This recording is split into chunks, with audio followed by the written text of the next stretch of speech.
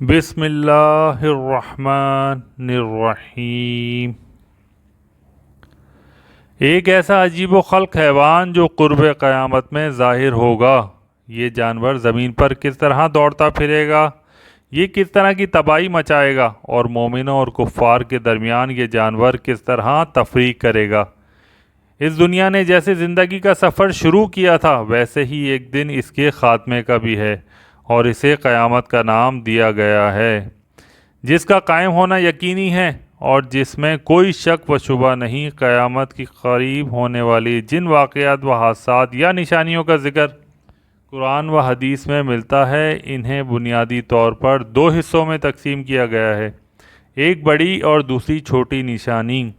لہٰذا ان میں چھوٹی علامتیں اور نشانیاں ایسی ہیں جو قیامت سے پہلے رہنما ہوں گی، جبکہ کچھ نشانیاں رہنما ہو چکی ہیں۔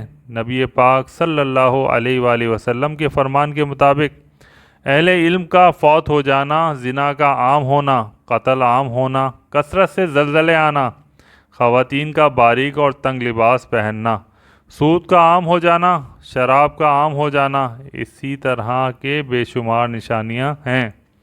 جبکہ بڑی نشانیاں ایسی ہیں جو قیامت کے بالکل قریب رہنما ہوں گی۔ اس کے بعد قیامت قائم ہونے میں بہت تھوڑا وقت رہ جائے گا۔ عیسیٰ ابن مریم علیہ السلام کا دوبارہ نازل ہونا، یاجوج و ماجوج کا ظہور، دجال کا ظہور، پراسرار دھوئیں کا نکلنا، سورج کا مغرب سے طلوع ہونا، یہ سب علامات قیامت کے قریب مسلسل ایک کے بعد ایک رہنما ہوں گی۔ قیامت کی یہ علامات و نشانیاں اہل ایمان کے لیے بہت اہمیت کی حامل ہیں، کیونکہ اس نے قیامت کی نشانیاں اس لیے مقرر کی ہیں کہ قیامت سے پہلے اس کے متعلق لوگ آگاہ ہو جائیں اور زیادہ سے زیادہ لوگ توبہ کر لیں۔ قیامت کی انہی بڑی نشانیوں میں سے ایک نشانی دابۃ الارض نامی عجیب و غریب مخلوق کا نکلنا ہے۔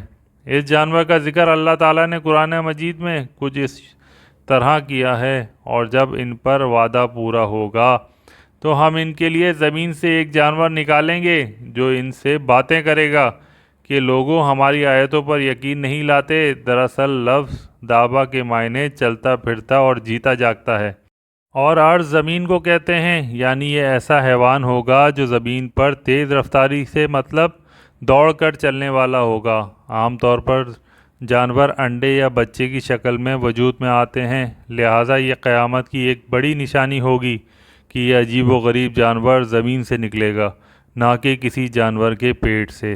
تفسیر کے مطابق دعوت الارض نامی اس جانور کا ظہور اس وقت ہوگا جب لوگ نیک کاموں کی دعوت دینا اور برے کاموں سے منع کرنا ترک کر دیں گے، اور کفار کی اصلاح کی کوئی امید باقی نہ رہے گی۔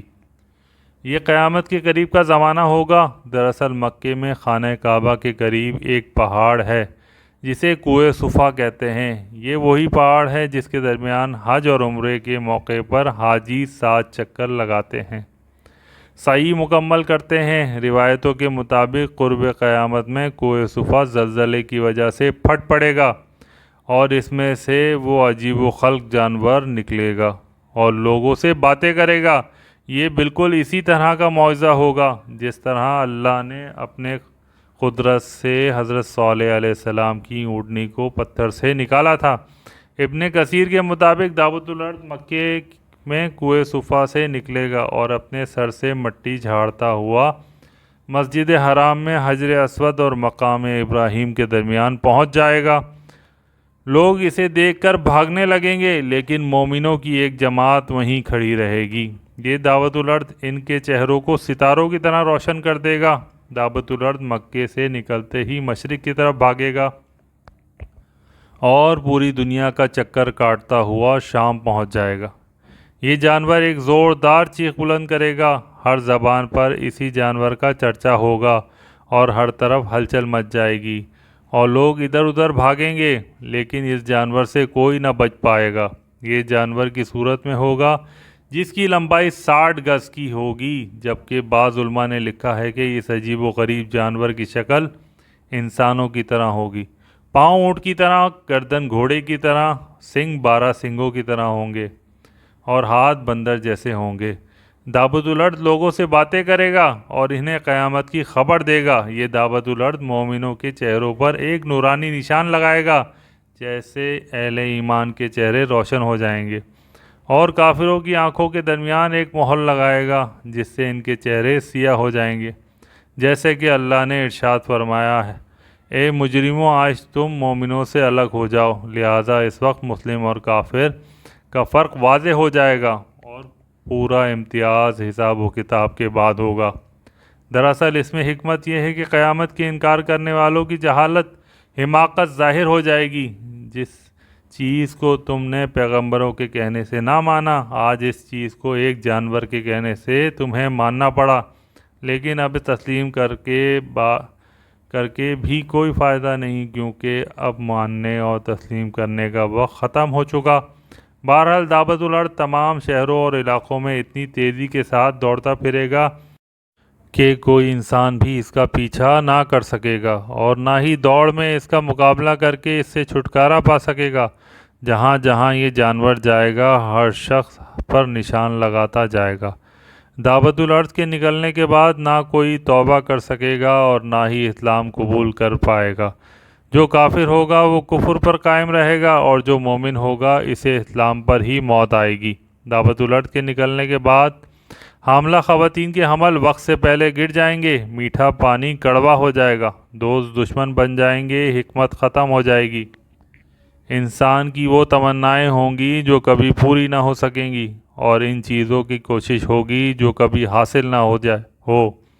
جدید دور کی کچھ مفروضوں کے مطابق دعوت الارض دراصل کوئی حقیقی جانور یا حیوان نہیں، بلکہ جدید سائنس کی نئی دریافت سے بنی تکنیکی مشین ہوگی، جیسے آج آرٹیفیشل انٹیلیجنس کا نام دیا گیا ہے، کیونکہ اس کے ذریعے بنائی گئی سواری میں ہی اتنی قوت ہو سکتی ہے کہ وہ چند لمحوں میں ہی پوری دنیا کا چکر کاٹ سکے۔